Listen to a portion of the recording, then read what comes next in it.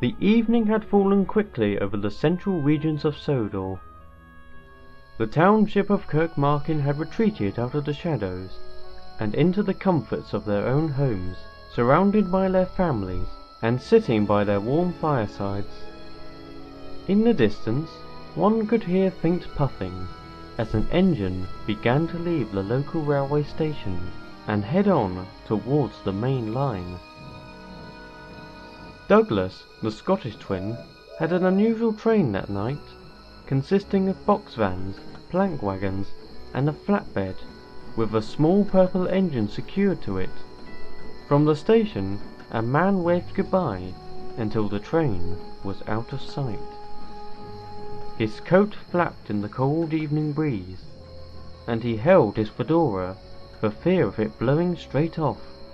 Once he was certain the train was out of sight, he turned on his heel and walked back towards the yards of the Coldey Fell Mountain Railway. For all his tireless efforts, Mr. Walter Richards found himself increasingly under stress. Running a railway that had to maintain safety for the sake of its passengers was never easy. That much was always a given.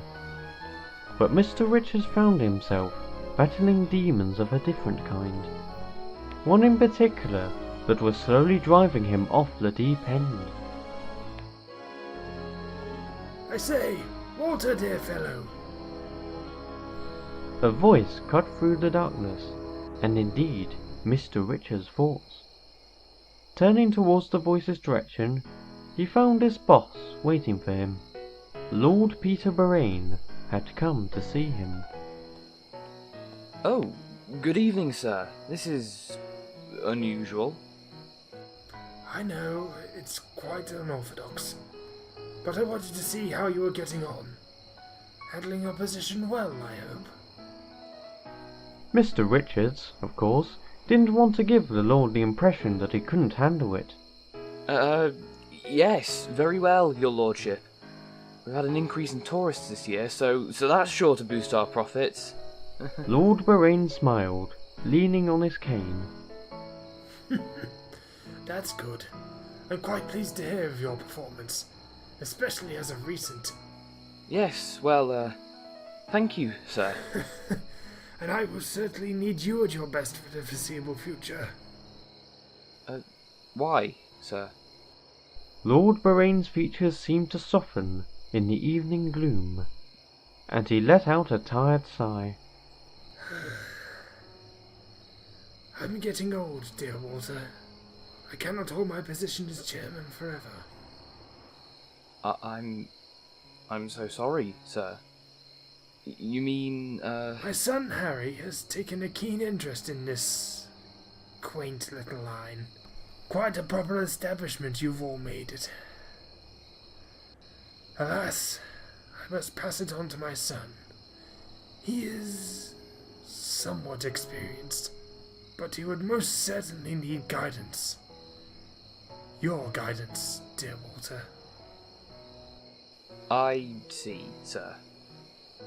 Mr. Richards had to pause, reflecting over these words. It meant that he would have to pull through on his own, whilst helping the new chairman get to gripe with running the railway. Worse and worse. But he had a job to do, one of great importance. And I know, of course, you're the right man for the job. You'll show him just what to do, I'm sure of it. Yes, sir, of course. Mr. Boraine forced a smile. That being said, I was hoping I'd get your support on a contract to bring 3 new engines to the line. They're to a new sort of design, superheated, so I'm told, and are a bit more... Hold that thought, Mr. Richards. Can you hear what I hear? The two men listened, faintly, as if it were just the willows sharing whispers across the breeze, came the sound of music. A slow, sorrowful song, but grainy, like it was coming from a record player. Mr. Richards' brow furrowed, and his lips curled downward into a frown. Lord Boraine noticed this immediately. No trouble, is there? No trouble. I'll deal with that. So, those new engines. We will be short 2 engines now that Caldy's been away, and Shane will soon follow. Ah, of course, Shane Dewey. Quite. Raise that point in the board meeting tomorrow. I'm sure my son won't be inclined to agree with you. Of course, your lordship. Have a safe journey home. And to you too, dear Walter. Cheerio. Lord Boraine took up his cane and made his way back into the town, heading for his warm home. Mr. Richards, however, did not follow his lead. He turned towards the carriage shed and began to slowly make his way over. He had a loose end to tie up before going home.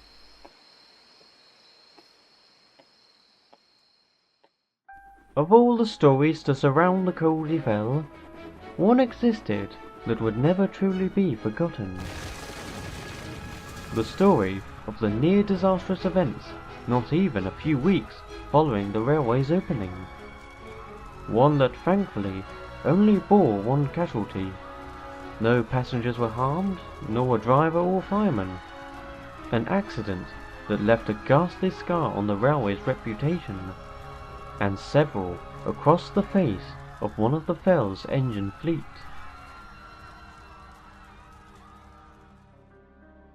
As Mr. Richards reached the end of the carriage shed, his fists clenched tight in frustration. He passed the grimy, mucky, plum-purple form of an engine. Its pistons were missing, its nameplate removed long ago. Hornets had nested in its funnel, or what was left of it. When he turned to face the engine, the music on the record player stopped. Just as a workman was about to change the record, Mr. Richards cleared his throat, attracting their attention. Startled, the workman froze, and instead went back to cleaning the windows on one of the carriages. Mr. Richards turned to look at the engine. Good evening, number 1. Godred looked back at Mr. Richards. Although his scars had long since healed, his eyes bore the scorn of half a century's neglect. After what felt like hours of staring, Godred spoke. I'm impressed. Part of me wondered if you would ever come to see me again. I thought that you had forgotten me. Or you just hate me that much. A record player? Really? Mr. Richards crossed his arms, unimpressed. Of all the methods to try and distract me and grab my attention, I was in the middle of an important conversation with Lord Boraine, the man who allows us to run in the first place. A present from your daughter, no less. Excuse me? She thought I looked sad, alone, abandoned. She saved up all her money and worked ever so hard at school just to buy me something, to cheer me up. What was she even doing back here? I told her it's dangerous to wander around on a railway. Well, that didn't seem to stop her now, did it? She came to see me. She seems to appreciate my company. Mr. Richards was not impressed. You're filling her with ideas that aren't good for her, aren't you? I am doing no such thing. Then explain the record player. Explain her wandering around where she shouldn't. If you aren't filling her with bad ideas, then why is she talking to you? Godred didn't answer. His old eyes seemed to cut through Mr. Richards like daggers. The chilly evening breeze felt colder still. Tiring of this discussion, Mr. Richards spoke again, this time to the workmen nearby. You there. Yes, sir. Number 3 is in need of a new dome. Take number 1's off and have it sent to the locomotive department tomorrow. Don't do it. What? Godric's expression had become more angry. He glared at Mr. Richards with an ungodly fury. I can still work. I deserve my place once again. I only need my new parts and then... Don't start that with me tonight. We don't have the money to mend you. We hardly have the money to continually maintain our engines. Caldy and Shane's overhauls nearly broke us, but we can cut costs and weather through it. By cutting down an engine in his prime. By cutting down engines that tarnish our name. Mr. Richards was boiling over with anger. Number 1 had the audacity to challenge him like this? And tonight, of all nights? Oh, of course he did. He just had to make his life harder, didn't he? You destroyed all our reputation. All of it. We had to salvage what good we had and rebuild it from the ground up. All because of your careless, brainless foolhardiness. All that is on you. When you sever a part of me, I lose a little bit of myself each time. Yes, Godred, that's how salvaging for spares works. That, sir, is how torture works. Mr. Richards stamped his foot. He was having none of this tonight. Don't you dare accuse me of torture, number 1. I have been exceedingly lenient with you considering what you really deserve. Who are you to decide what I deserve? You can't even face me for a single day. If you had your way, you'd have me sold for scrap already. If I had my way, number 1. Godred. Excuse me? My name is Godred. Your name means very little anymore. You don't deserve it. It is mine. Do not argue with me tonight, number 1. Godred! Stop it! Never! The 2 workmen on duty that night had stopped working, distracted by the confrontation between engine and manager. They watched as Mr. Richards snapped. Be quiet! A silence returned on the evening breeze. But this time, the silence was uneasy and tense. The 2 workmen had promptly gone back to work, fearing what Mr. Richards would do if he saw they had stopped. He hadn't noticed, and he didn't care anyway. His vision blurred, his mouth curled into a vicious snarl.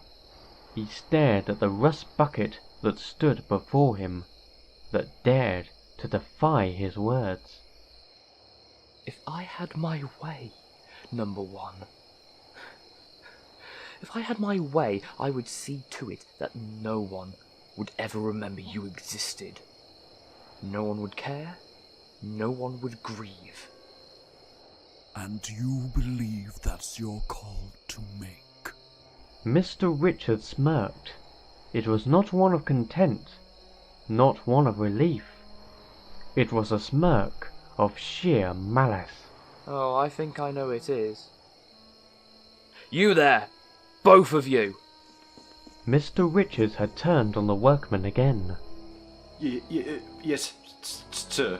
Stop what you're doing and get his dome off. And while you're at it, cut off his smoke box. The workmen were horrified with this sudden request. But sir, wouldn't that... I mean, but that would... Do whatever you have to.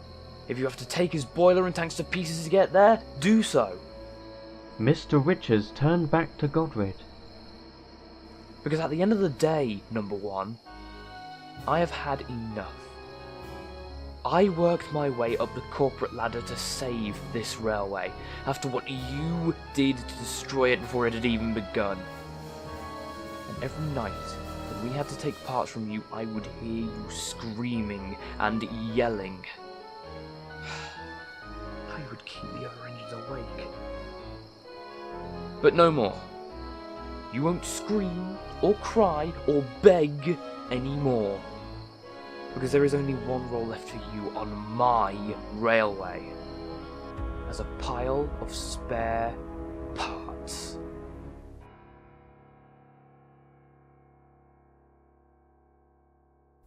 Mr. Richards was still grinning at Godred as he finished speaking. Finally, it was all so simple, taking care of an endless problem for good. And yet, what transpired made Mr. Richards' face fall. For when he had finished, Godred had started laughing. What? Don't you incessant laughing. What's the meaning of this?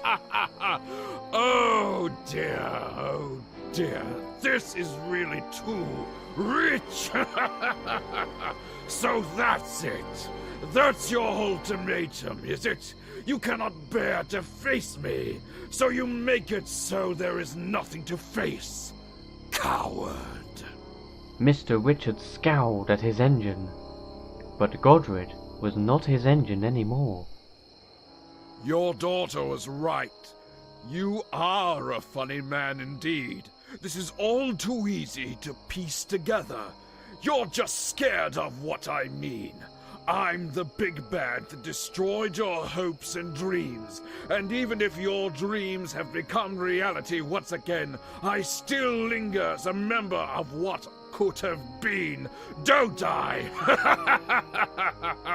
Don't I? We're done here, Godred. And you finally use my name. Oh, how dreadfully cathartic. Oh, I am content with my sentence, Mr. Walter Richards, because at last I have finally seen the real you. And one day, so will they. So will my siblings, who you still struggle to maintain a hold over. I have spent a lifetime in suffering, but it was worth it to watch you squirm.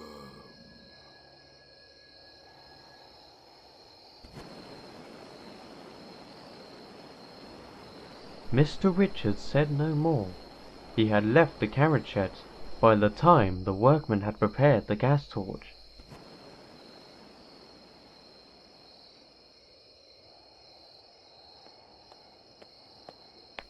He made his way through to the engine shed, closing the door behind him. He reached into his pocket and pulled out a small cardboard box. He had promised to himself to quit, but after a stressful situation like that, he seriously needed a drag. Pulling out a cigarette and lighting a match, he started to light it. He pulled it up to his lips and then let his hand fall. His eyes met a pair staring back at him. They belonged to another engine, in a resplendent, pristine purple, with shining brass and a grim expression.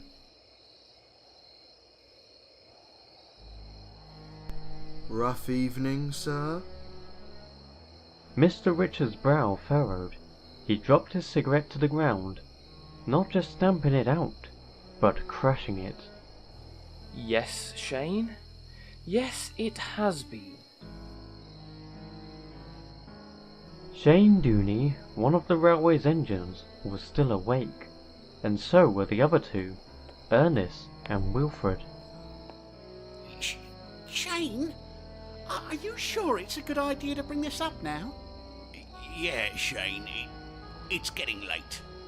There is no time like the present.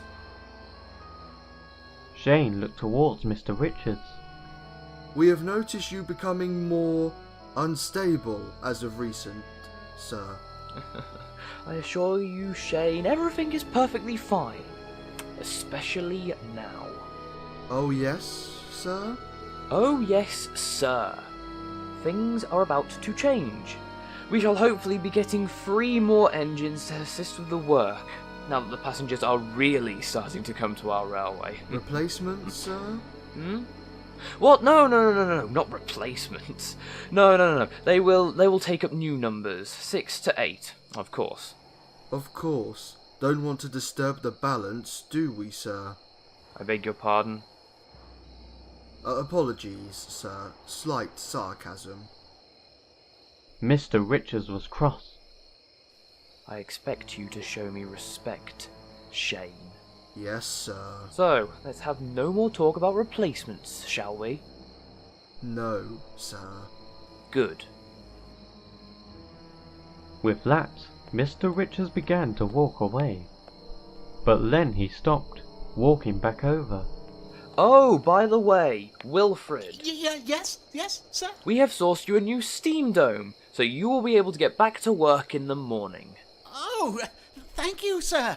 Wherever did you find one? Mr. Richards' smile faltered. He didn't have a satisfying answer. It was another voice that answered for him. From a suitable source, I'm sure. Yes, Shane, a suitable source. Of course it was. A harsh glare was shared between manager and engine.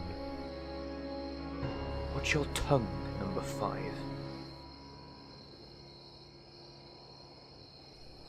With that warning given, Shane fell into silence. Mr. Richards finally made his way out and towards the station, back to his home, where he could quickly head to bed and sleep this all off.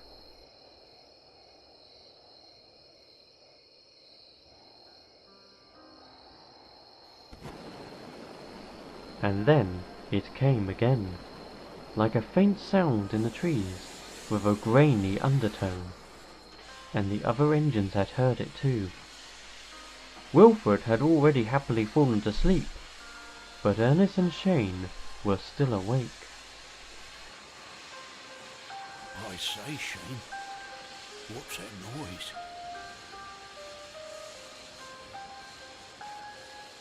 Don't concern yourself with that, Ernest. Go to sleep. We have a busy day tomorrow. Mr. Richards turned away, pulling his fedora over his eyes. He was still trying to hide his shame when he heard the gut-wrenching sound of flames on metal as he left the yard.